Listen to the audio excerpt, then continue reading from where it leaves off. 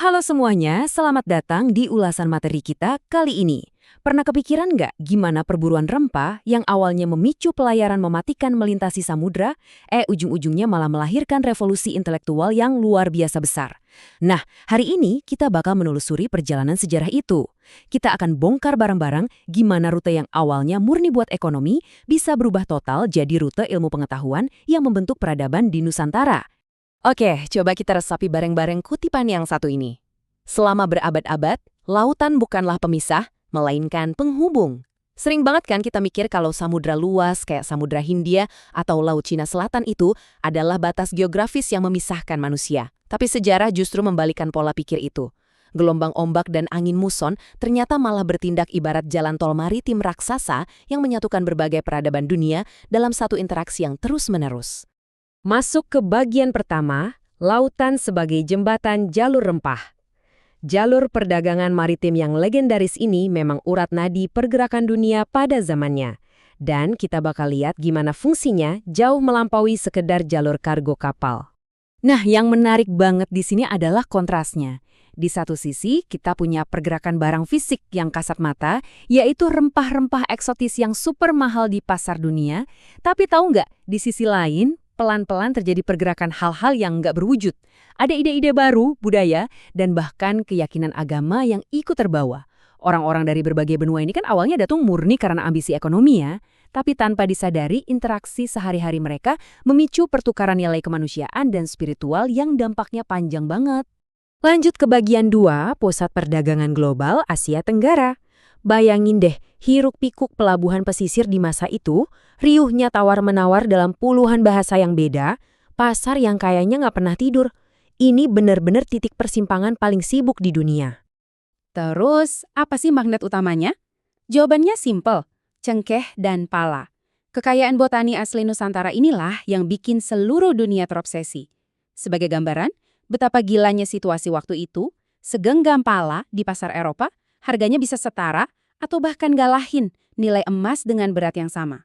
Komoditas sekecil ini punya daya tarik yang luar biasa kuat, sampai bisa menggerakkan armada raksasa buat nekat ngarungi samudra yang gelap dan mematikan cuma demi nyampe ke Nusantara.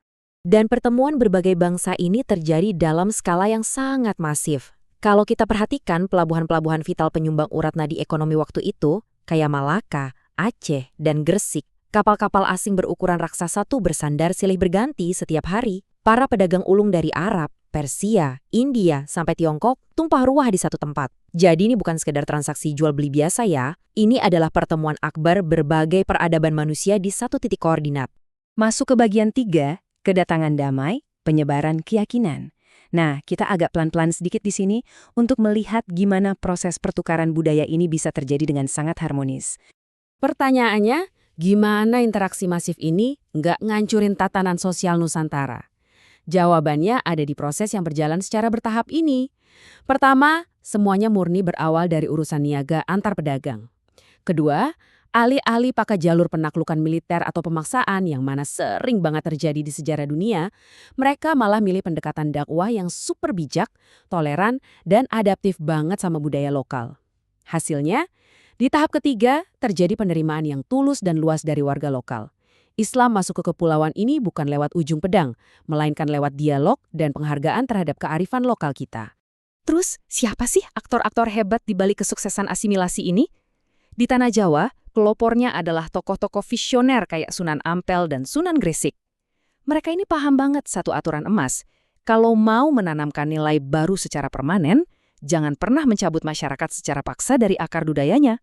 Malahan, mereka merangkul dan menyempurnakan tradisi yang udah ada dengan nilai-nilai spiritual yang baru. Luar biasa cerdas kan? Kita lanjut ke bagian 4, jaringan ulama, koneksi global. Begitu nilai-nilai tadi mengakar kuat, muncul deh dahaga intelektual yang proaktif dari masyarakat Nusantara untuk belajar langsung ke pusatnya.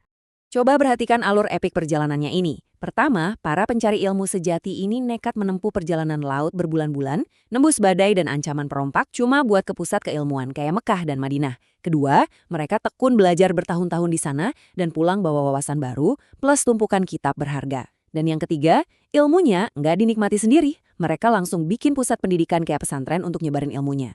Siklus berani inilah yang akhirnya mengunci koneksi Nusantara dengan jaringan dunia secara permanen. Nah, dari rentetan siklus berisiko tadi, muncullah arsitek-arsitek intelektual kita. Tokoh-tokoh kaliber berat kayak Syekh Yusuf Al-Makassari dan Nuruddin Ar-Raniri ini wajib banget kita highlight. Mereka bukan sekedar tokoh lokal loh, mereka ini cendekiawan global yang diakui dunia pada masanya. Pemikiran tajam dan karya tulis mereka sukses menyatukan identitas keislaman dan keilmuan di ribuan pulau dan berbagai kerajaan yang membentang di Nusantara. Akhirnya, kita sampai di bagian 5, menuju peradaban, dampak budaya. Semua rentetan peristiwa sejarah yang udah kita bahas tadi ternyata bermuara pada satu warisan besar yang abadi. Produk paling nyata dan monumental dari lompatan peradaban ini adalah pesantren. Ini bukan cuma sekolah agama biasa ya. Ini adalah sistem pendidikan unik yang lahir dari perpaduan super harmonis antara ajaran teologis Islam sama DNA budaya khas Nusantara. Pesantren jadi bukti hidup gimana sebuah keyakinan global bisa berbaur mulus tanpa ngilangin identitas fundamentalnya. Tradisinya begitu kuat dan mandiri, sampai-sampai masih bisa kita lihat berdiri tegak hari ini. Kalimat ini benar-benar merangkum seluruh ulasan kita dengan sangat pas. Dari jalur rempah, lahirlah jalur ilmu. Merinding nggak sih kalau dipikir-pikir? Rantai pasokan komoditas ekonomi yang awalnya memicu kedatangan kapal-kapal niaga asing, ternyata perlahan tapi pasti berevolusi jadi warisan intelektual. Interaksi di pasar pelabuhan pada akhirnya memindahkan gagasan luhur yang secara fundamental mengubah arah kehidupan sebuah bangsa yang besar. Sebagai penutup dari ulasan kita kali ini, saya mau ninggalin satu pertanyaan buat kita renungkan bareng-bareng.